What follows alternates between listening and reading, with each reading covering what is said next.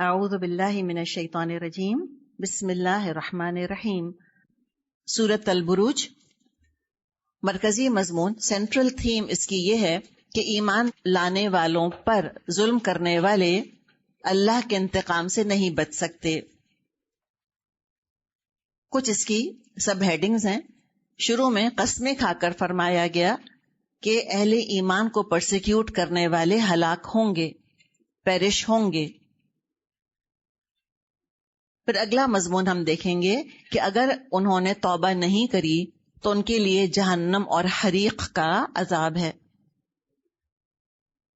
پھر جو ایک اور سب ہیڈنگ ہے ہم دیکھیں گے کہ دین پر جمے رہنے کی ترغیب ہے، کہ ڈٹے رہو، انجام کار تو کامیابی ہی ہوگا جو دین پر جمے رہ جائیں گے۔ اس کے بعد اللہ تعالیٰ کی 7 شانوں کا ذکر ہے۔ کوئی 7 کاؤنٹ کرتا ہے، کوئی 8 کاؤنٹ کرتا ہے، 7 شانیں ہیں اس میں۔ اور پھر کچھ تاریخ کا ذکر ہے کہ تاریخ سے سبق حاصل کرو اور قرآن پر ایمان لاؤ۔ تو یہ بیسک اس کی سب ہیڈنگز ہیں۔ زمانہ نزول، یہ مکے کا آخری دور ہے، 6 سے 10 نبوی کا دور ہے، جبکہ مشرکوں نے مومنوں پر شدید جسمانی تشدد کی انتہا کر دی تھی، باقاعدہ فزیکل ٹارچر مسلمانوں کو کر رہے تھے۔ تو شروع ہوتی ہے بسم اللہ الرحمن الرحیم، والسماء ذات البروج، قسم ہے مضبوط قلعوں والے آسمان کی۔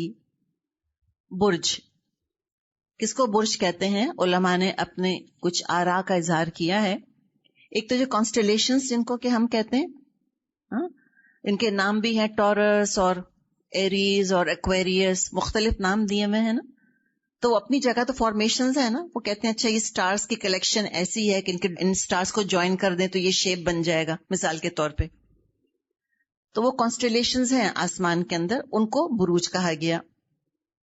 ستاروں کی اجتماعی شکلیں جو نظر آتی ہیں۔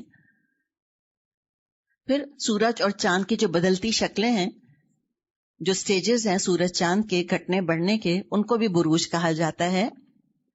اور جو یہ اسکائز کو آبزرو کرتے ہیں، جو علماء فلکیات ہیں، وہ 12 بروج بتاتے ہیں۔ ہم تو ہاروسکوپس کے اندر بعض دفعہ دیکھا کرتے تھے نا ان کو، نعوذ باللہ، وہ ہاروسکوپ کو نکال دیں ذہن سے۔ ہاروسکوپ کے علاوہ بہرحال یہ 12 بروج ہوتے ہیں۔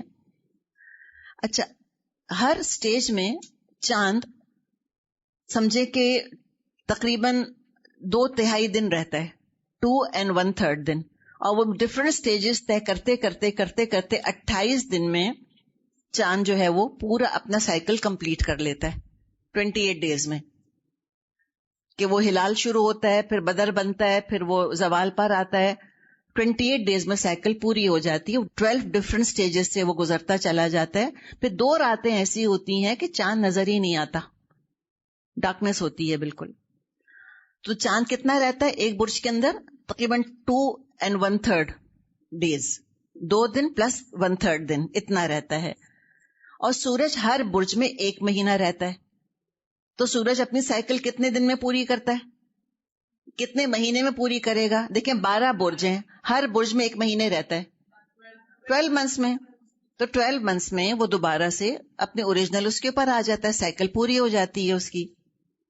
تو یہ بروج کا بہرحال چونکہ ذکر آیا، لہٰذا جو علماء نے کچھ باتیں کہی ہیں وہ آپ کے سامنے رکھ دیں۔ تو بہرحال اس کا آسمان کا ذکر کیا گیا، وَالسَّمَاءِ ذَاتِ الْبُرُوجِ، قسم ہے مضبوط قلعوں والے آسمان کی، کہ اللہ تعالیٰ نے بڑا محکم نظام ہے جو کہ ہمارے سروں پر قائم کیا ہوا ہے۔ وَالْيَوْمِ الْمَوْعُودِ، اور اس دن کی جس کا وعدہ کیا گیا، یعنی قیامت کا دن، یوم الموعود قیامت کے دن کے لیے کہا گیا ہے۔ وَالْيَوْمِ الْمَوْعُودِ، اور اس دن کی جس کا وعدہ کیا گیا۔ وَشَاهِدٍ وَمَشْهُودٍ، اور شاہد کی اور مشہود کی۔ ترمذی میں حدیث ہے، آپ صلی اللہ علیہ وسلم نے فرمایا کہ شاہد جمعے کا دن ہے۔ دیکھیں والیوم الموعود کون سا دن ہے؟ قیامت کا دن۔ تو انہوں نے کہا آگے بھی دنوں ہی کی بات ہو رہی ہے اور حدیث بھی ہے اس کے اوپر، کیا آپ نے فرمایا کہ شاہد جمعے کا دن ہے، مشہود یوم عرفہ ہے، عرفہ کا دن. اس لیے کہ شاہد کیا ہے؟ جمعہ تو خود ہی آ جاتا ہے.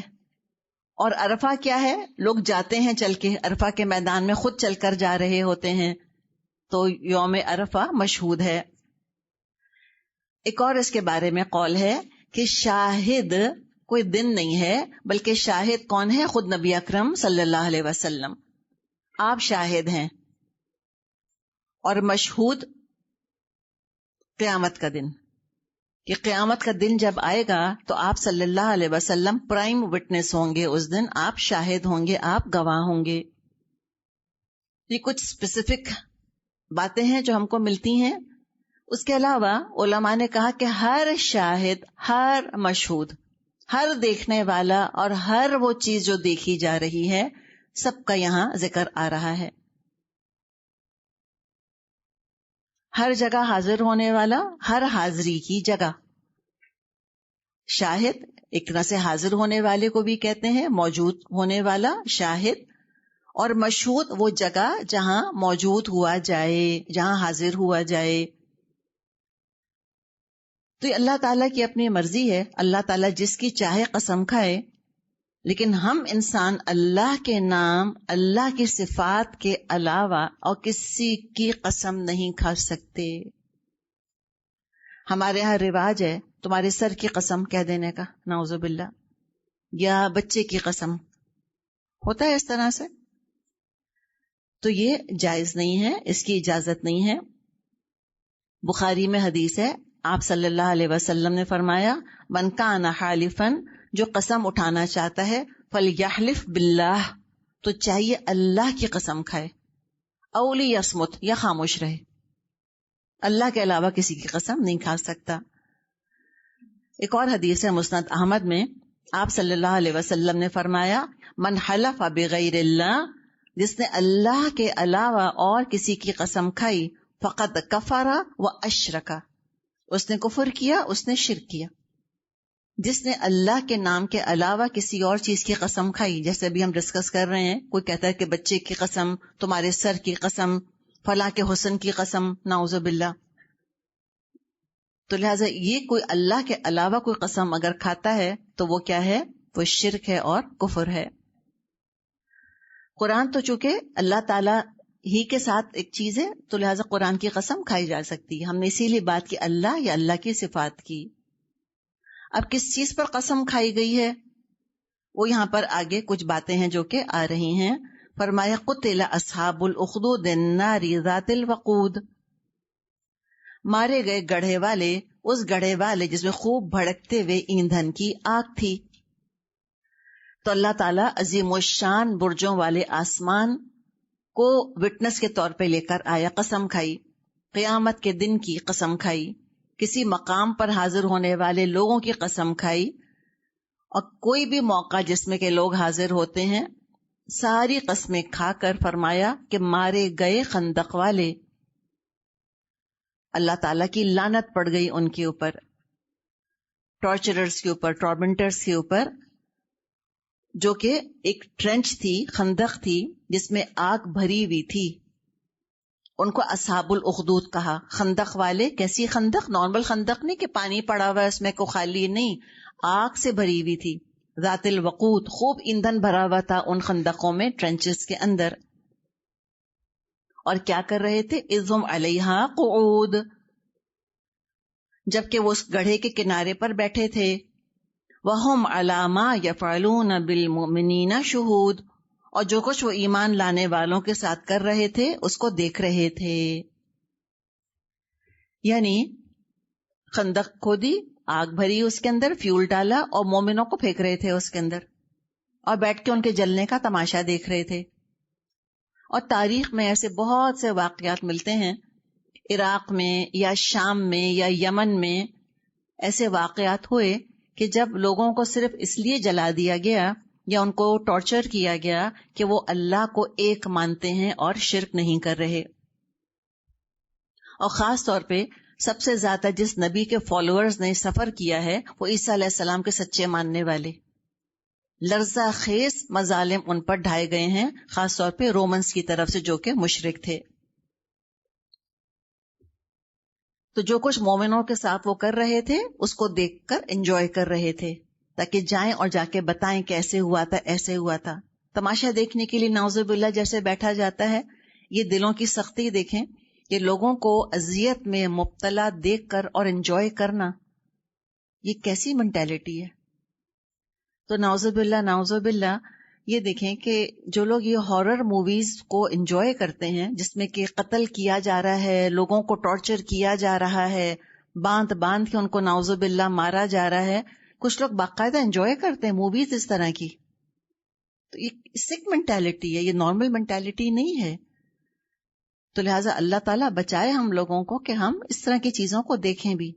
یہ پسندیدہ چیز نہیں ہے. اور یہ تو بہت بڑے مجرم تھا، یہ تو باقاعدہ لوگوں کو ریئل لائف جلا رہے تھے اور جلا جلا کے دیکھ دیکھ کے خوش ہو رہے تھے، تماشا دیکھ رہے تھے.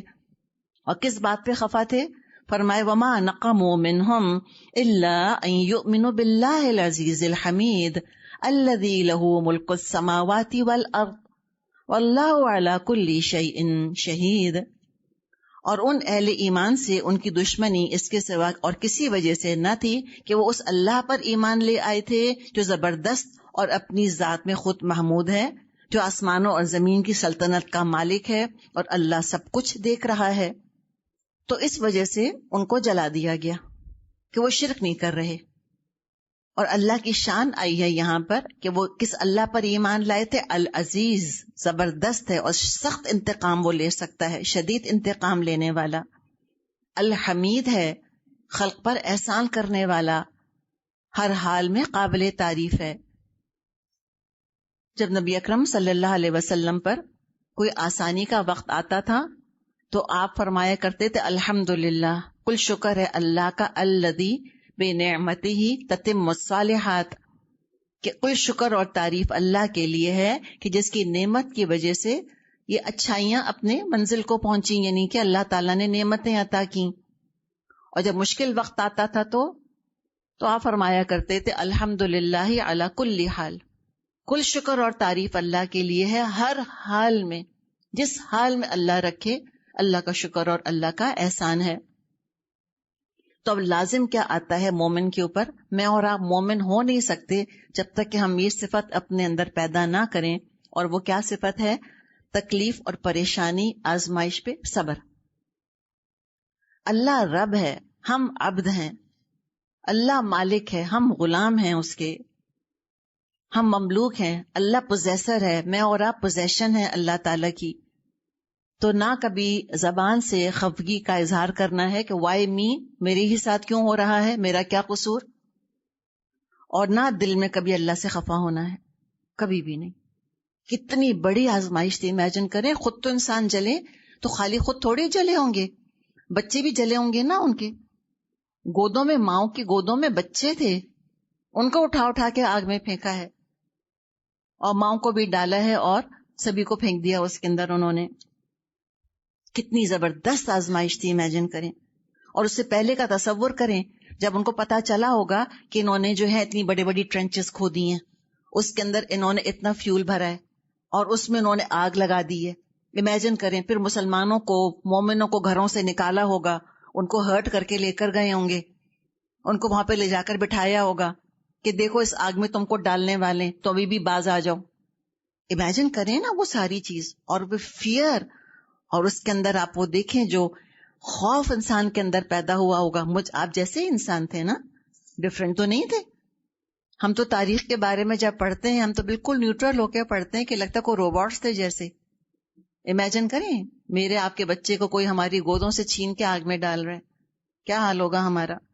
تو صبر کیا کہ نہیں کیا انہوں نے؟ جی ہاں، صبر کیا. آپ صلی اللہ علیہ وسلم نے فرمایا کہ وَعْلَمْ، جان لے، ان النصر مع الصبر، اللہ کی مدد صبر کے ساتھ آتی ہے. وَأَنَّ الْفَرْجَ مع الْكَرْبِ، اور سہولت کرب کے ساتھ آتی ہے. تکلیف کے بعد تکلیف دور ہوتی ہے. وَأَنَّ مع الْعُسْرِ يُسْرًا، اور بے شک تنگی کے ساتھ آسانی ہے. سچی بات ہے، سچی بات ہے، کہنا بہت آسان ہے. میرے لیے کہنا بہت آسان ہے، آپ کے لیے سننا بہت آسان ہے. اللہ سے دعا کریں اللہ تعالیٰ ہم پہ کبھی یہ مرحلے نہ پڑیں دین کے لیے. کبھی اللہ تعالیٰ آزمائش میں نہ ڈالے ہم کو. ہمارے ایمان پتہ نہیں کس لیول کے ہیں، ہم خود نہیں جانتے، کوئی دعویٰ نہیں کرتے ہم. اور اللہ نہ کرے کبھی کو مشکل پڑے، اللہ مجھ کو اور آپ کو ثابت قدم رکھے. دین نہیں چھوڑنا، چاہے جلا دیے جائیں، دین نہیں چھوڑنا انشاءاللہ تعالیٰ. تو اللہ تعالیٰ تو دیکھ رہا تھا سب کچھ. فرمایا ان الذین فتنوا المؤمنین والمؤمنات، یقیناً وہ لوگ جنہوں نے فتنے میں ڈالا مومن مردوں اور مومن عورتوں کو، ثم لم یتوبوا، پھر انہوں نے توبہ نہیں کری، فلہم عذاب جہنم ولہم عذاب الحریق، یقیناً ان کے لیے جہنم کا عذاب ہے، ان کے لیے جلائے جانے کی سزا ہے. کیا آیت ہے، کمال کی آیت ہے. اللہ کا حلم تو دیکھیں، اللہ کا رحم تو دیکھیں. انسان کتنی تعریف کرے اللہ کی، کتنی دفعہ الحمدللہ کہے. یہ کون لوگ ہیں؟ اولیاء اللہ کو جلا رہے ہیں، زندہ جلا رہے ہیں، اور اللہ ان کے آگے توبہ کا موقع پیش کر رہا ہے کہ اب بھی توبہ کر لو. سبحان اللہ. کیسے آپ دیکھیں کفار مکہ کو دعوت دی جا رہی ہے کہ تم جو خباب کو کوئلوں پہ لٹا رہے ہو، تم جو جلا رہے ہو، عثمان رضی اللہ عنہ کو ان کے چچا چٹائی میں لپیٹتے تھے اور پھر دھواں دیتے تھے کہ ان کا دم گھٹنے لگتا تھا. ان کو بھی دعوت دی جا رہی ہے کہ تم بھی آج توبہ کر لو، تم بھی اللہ کی رحمت کے دامن میں آ سکتے ہو. تو ذرا امیجن کریں کہ توبہ استغفار کی کیا عظمت ہے اور کیا اہمیت ہے اور کیا اللہ تعالیٰ کی رحمت ہے. کتنا اللہ رحیم ہے، کتنا شفیق ہے. بڑے سے بڑا گناہ، بڑے سے بڑا ظلم ہو گیا ہو، اللہ توبہ کا دروازہ سلام نہیں کرتا ہمارے منہ کے اوپر. اللہ ہمیں دعوت دیتا رہتا ہے کہ آ جاؤ اور توبہ کر لو. تو وہ خفا کس بات پر ہو رہے تھے؟ وہ خفا اس بات پہ ہو رہے تھے کہ یہ اللہ پر ایمان کیوں لیا ہے. وما نقموا منہم الا ان یؤمنوا باللہ العزیز الحمید. انہوں نے انتقام اس بات پہ لیا کہ یہ اللہ پر ایمان کیوں رکھتے ہیں. اور یہ ان یؤمنوا کو آپ دیکھیں تھوڑا سا انشاءاللہ آپ آگے پڑھیں گے. یؤمنوا میں مستقبل کی بات ہے. آمنو نہیں کہا کہ ان آمنوا باللہ. اس بات پہ خفا نہیں ہو رہے تھے کہ وہ اللہ پر ایمان کیوں لے آئے، کیوں جلا رہے تھے. اس بات پہ نہیں جلا رہے تھے کہ اللہ پر ایمان کیوں لے آئے. اس بات پہ خفا تھے کہ ایمان لانے کے بعد انہوں نے ایمان پر قائم رہنے کو کیوں پسند کیا اپنے لیے. ایمان لانے پہ ناراض نہیں ہے، ایمان پر قائم رہنے پر ناراض ہو رہے تھے ان سے. جو ماضی میں ہو گیا وہ ہو گیا. تھوڑی دیر کے لیے ایمان پر عمل کو برداشت کر لیں گے فار اے لٹل وائل، کہ ٹھیک ہے for a little while, for a short while تم ایمان پر عمل کر لو. لیکن لائف سٹائل کے طور پہ تم ایمان کو اختیار کرتے ہو، یہ گوارا نہیں تھا، یہ ٹالریٹ نہیں کر سکتے تھے. تو فرمایا کہ جو یہ توبہ نہیں اگر کریں گے تو ان کے لیے جہنم کا عذاب ہے اور ان کے لیے جلنے کا عذاب ہے. اس کا مطلب ہے کہ جہنم کے عذاب کے علاوہ کوئی جلنے کا بھی عذاب ہوگا. واللہ عالم وہ کیسا ہوگا. اللہ اپنی پناہ میں رکھے. اللہم اجرنا من النار. اب مومنوں کی طرف اللہ تعالیٰ رخ کر رہا ہے، ان کا ذکر ہے. ان الذین آمنوا وعملوا الصالحات لهم جنات تجری من تحتها الانہار ذلک الفوز الکبیر. جو لوگ ایمان لائے اور جنہوں نے نیک عمل کیے، یقیناً ان کے لیے جنت کے باغ ہیں جن کے نیچے نہریں بہتی ہوں گی، اور یہی ہے بڑی کامیابی. ایک تو انہار کا ذکر آتا ہے، نہروں کا. آج کل ہم جانتے ہیں واٹر سپورٹس کی تو بڑی اہمیت ہے. کیا کیا چیزیں ہوتی ہیں پانی کے اندر جس میں کھیلا کودا جاتا ہے اور انجوائے کیا جاتا ہے. اور جو نہریں بہتی ہیں جب آتا ہے، کیا ایک نقشہ آتا ہے دماغ میں بے فکری کا اور انجوائمنٹ کا اور ریلیکسیشن کا. مست مگن ہونے کی جگہ ہے وہ جنت. پلیجر ہے اور لیجر ہے. نہ مرض ہے، نہ موت ہے، نہ بیماری ہے، نہ غم ہے، نہ بڑھاپا ہے، نہ تھکن ہے، کچھ بھی نہیں. عیش ہی عیش، عیش اور عشرت کی زندگیاں. جیسے کہ حدیث میں آتا ہے اللہ تعالیٰ نے فرمایا ہے اعدت لعبادی الصالحین، میں نے اپنے نیک بندوں کے لیے ایسی جنت تیار کی ہے. کیسی جنت؟ مالا عین رأت، جو آنکھوں نے دیکھی بھی نہیں، ولا اذن سمعت، کانوں نے سنی بھی نہیں وہ چیزیں. ولا خطر علی قلب بشر، نہ کسی انسان کے دل پہ خیال بھی کبھی آیا ان نعمتوں کا. تو وہ سوچ کے صبر کرے انسان کہ بہترین اجر. کیا فرمایا ہے؟ الفوز الکبیر، بہت بڑی کامیابی ہے ان لوگوں کے لیے. اور آگے کچھ اللہ تعالیٰ کی شانیں آ رہی ہیں، 7 شانیں. فرمایا ان بطش ربک لشدید، در حقیقت تمہارے رب کی پکڑ بہت سخت ہے. کس کے لیے؟ صرف اور صرف ان کے لیے جو کہ ثابت کر دیں کہ وہ اسی کے مستحق ہیں. اس کے باوجود کہ اللہ نے موقع دیے، اس کے باوجود کتنے گناہ معاف کیے، کتنے گناہ کور کیے، گناہ 1 لکھا گیا، نیکیوں کا 10 گناہ اجر دیا گیا، لیکن سارے ہی حدیں پار کرتے چلے گئے. اور اس طرح جب وہ حد کراس کر دیں، لمٹ کراس کر دیں، پھر اللہ نہیں چھوڑتا. آپ صلی اللہ علیہ وسلم نے فرمایا ان اللہ لیملی للظالم، اللہ ظالم کو یقیناً مہلت دیتا ہے. حتی اذا اخذہ، لیکن جب اس کو پکڑ لیتا ہے، لم یفلت ہو، پھر نہیں چھوڑتا اس کو. ایک دفعہ جب پکڑ لیا پھر نہیں چھوڑتا. بخاری میں یہ حدیث ہے. تو اللہ کی پکڑ بہت سخت ہے. انہ هو یبدئ ویعید، وہی پہلی بار پیدا کرتا ہے، وہی دوبارہ پیدا کرے گا. تخلیق کی ابتدا اس نے کری، پہلی مرتبہ پیدا کیا. کیوں پیدا کیا؟ آزمانے کے لیے. یعید، دوبارہ کیوں پیدا کرے گا؟ اجر دینے کے لیے، سزا یا انعام دینے کے لیے. اور وہ کیسا ہے؟ وَهُوَ الْغَفُورُ الْوَدُودُ، وہ بخشنے والا، محبت کرنے والا ہے. غفور، بڑے سے بڑا گناہ معاف کر دیتا ہے جو توبہ کر لے. آگ میں جلانے والوں کو بھی معاف کر دیتا اگر وہ توبہ کرتے، باز آ جاتے، شرمندہ ہو جاتے، آئندہ کے لیے اصلاح کر لیتے. تو کیوں کرے گا ایسا؟ کیوں معاف کرتا ہے؟ اس لیے کہ الودود ہے، شدید محبت کرنے والا ہے، بندوں کا دشمن نہیں ہے.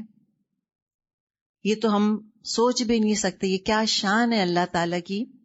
کوئی غلطی کیے جائے، اول تو ہم بار بار معاف نہیں کرتے.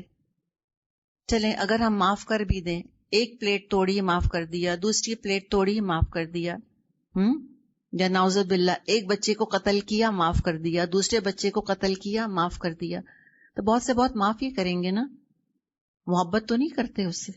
اللہ کی شان دیکھیں، معاف کیے جاتا ہے اور پھر محبت کیے جاتا ہے. پھر یہ نہیں کہتے کہ اچھا معاف کر دے، شکل نہ دکھانا آئندہ مجھ کو. چلو دھتکار نہیں دیا کہ اچھا معاف تو کر دیا، میرے پاس نہ آنا کبھی، آئندہ دعا کے لیے ہاتھ نہ اٹھانا کبھی میرے آگے، جنت کا تقاضا نہ کرنا مجھ سے آگے. نہیں، غفور الودود، معاف کیے جاتا ہے اور محبت کیے جاتا ہے اور بے تحاشا محبت کیے جاتا ہے. تو کیسے اس رب کی عبادت ہم نہ کریں؟ کیسے اس کو ایک نہ مانیں؟ کیسے اس کو راضی کرنے کی کوشش نہ کریں؟ کیسے نہ محبت کریں اپنے رب سے ہم جو خود اتنا الودود ہے. ذو العرش المجید، عرش کا مالک ہے، بزرگ اور برتر. دیکھیے جو مجید ہے نا، یہ اللہ کی صفت نہیں ہے، یہ عرش کی صفت ہے. اللہ کی مخلوقات میں عظیم ترین مخلوق اللہ کا تخت ہے، اللہ کا عرش بہت عظیم مخلوق ہے، بہت بڑی. اور کیا ہے اللہ کی شان؟ فعال لما یرید، جو کچھ چاہے کر ڈالنے والا، جس کام کا ارادہ کرتا ہے کر گزرتا ہے. کوئی چیز ریزسٹ نہیں کرتی، کوئی چیز انکار نہیں کرتی اللہ کے آگے. ہم نہیں کر سکتے. ہم ایک کام کرنے کا ارادہ کرتے ہیں، مثال کے طور پہ کچھ پکانے کا، تو کھانے کی چیزیں ریزسٹ کرتی ہیں، اس طرح نہیں پکتا جیسا ہم چاہ رہے ہوتے ہیں. درزی کوئی کپڑا سینے کا ارادہ کرتا ہے، کپڑا ریزسٹ کرتا ہے، اس شیپ میں نہیں آتا جس شیپ میں درزی لانا چاہ رہا ہوتا ہے. اللہ کے آگے کوئی چیز ریزسٹ نہیں کرتی، کوئی انکار نہیں کرتا، جو چاہتا ہے کرتا ہے.